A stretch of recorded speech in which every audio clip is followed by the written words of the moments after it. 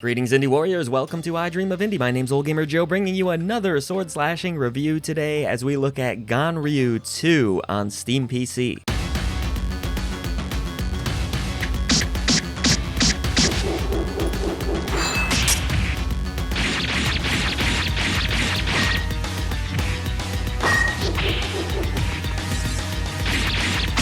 The original Ganryu came out in 1999. I must have missed it or I wasn't paying attention, but it was a Neo Geo MVS release, very similar to this one. A trend going on here recently with really old games getting very random sequels. I'm not complaining though. Our story begins with the samurai Miyamoto Musashi finally having a little R&R after a great adventure defeating his nemesis, who has suddenly returned, Musashi Kojiro. This is your quest to take down this foe once and for all. You will get a few classic arcade-style cutscenes here or there that do flesh out the story a bit, and the artwork in these cutscenes is actually really nice. You'll also get some dialogue between you and some of the end-level bosses, though nothing too in-depth here, as you might expect. Serves the purpose, it's perfectly suitable. The developer states that the storyline here is loosely based on The Stone and the Sword, a classic 1930s tale that perhaps you've heard of at one point or another. This story will take place across 5 different acts, and these acts are broken up into 2 individual levels. So theoretically, if you got really good at this game, you could probably complete it in about 60 minutes or so. The average player will probably struggle quite a bit more than that though, as I did. Gameplay is going to call back to some of the great classic 2D games of the past, like the Shinobi series. The developer specifically cites Shinobi 3 as an inspiration.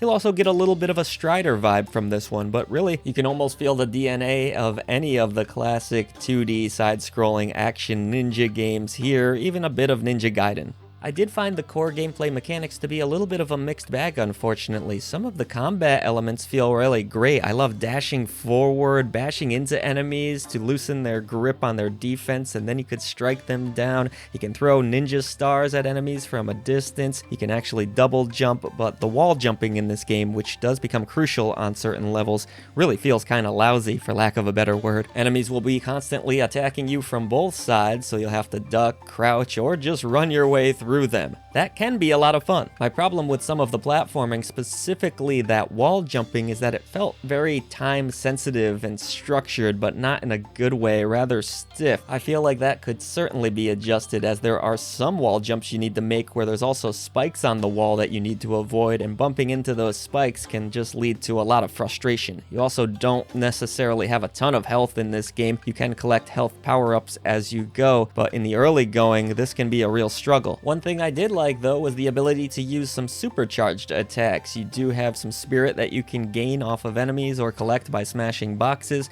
that will fill up a meter, and you actually have a few options here as to which attack you want to unleash. You can even heal yourself this way. There's a thunder attack that will imbue your character with thunder so you can go up and be more powerful against enemies. There's a flame attack that will kind of fill the whole screen. These are really cool. You just click in the stick to activate them, and it's really effective against bosses specifically. It's worth saving for them. One other little odd mechanic with this game was the fact that the remapping currently in this build was not working, so you could not customize your controls. I didn't like this because, well, the X button on my Xbox controller acted as my shuriken, while the Y button was my main slash. I would personally reverse that. Now, I do understand the developer is aware and working on this, so that's good news. On the flip side of that, one thing I did like about this game again is the fact that there is some variety in these levels. So you might find yourself in a shoot 'em up out of nowhere, or you might be in almost Donkey Kong minecart area where you're riding in barrels. Again, the platforming and the overall feel of the jumping in this game can make you a little frustrated even in these segments, but overall I did appreciate that the developer tried to mix things up from time to time to break up the action. It works fairly effectively. Boss encounters are also halfway decent. They have basic patterns to be learned, and while challenging, they didn't feel overly cheap. I do have to stress this game is not easy, and there's not a lot of accessibility options here. There were no difficulties to choose from. You're kind of forced to learn the game. That's not necessarily a bad thing, but if you're expecting to blow through this one or you want to turn it down to easy,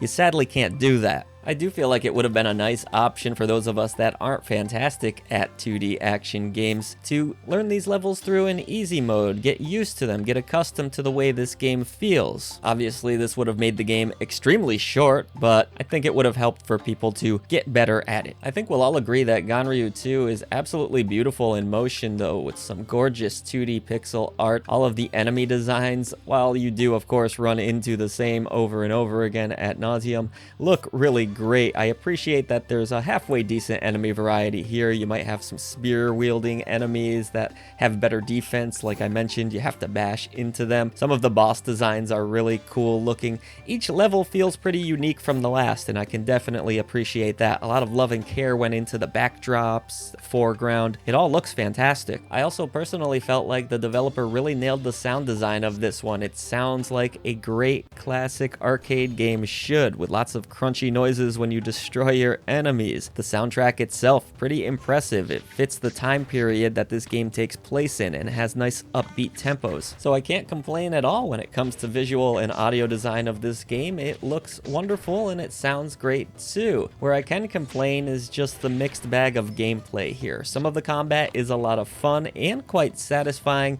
The platforming is going to let you down in this one. The wall jumping specifically just doesn't feel as tight as it should. This can lead to taking a lot of cheap damage and thus quite a bit of frustration that didn't really need to be there. But even with that annoyance, I have to say I do recommend checking out Ganryu 2 if you were a fan of these style of games in the past. If you like the Shinobi series, you're going to find something to latch onto here. When the combat is feeling at its best, it's really satisfying. I enjoyed the variety between the levels. I love the look and sound of the game. I think some of the bosses are a lot of fun to try to take down. There are plenty of positives amongst the negatives here. Just expect some frustration in the platforming and of course expect a very challenging game. Ganryu 2 is available now on all major consoles, and we did review the Steam version for this review. The game was locked at 170 frames per second with no technical performance issues. This may vary depending on which console you're playing on, but we only tested the PC version.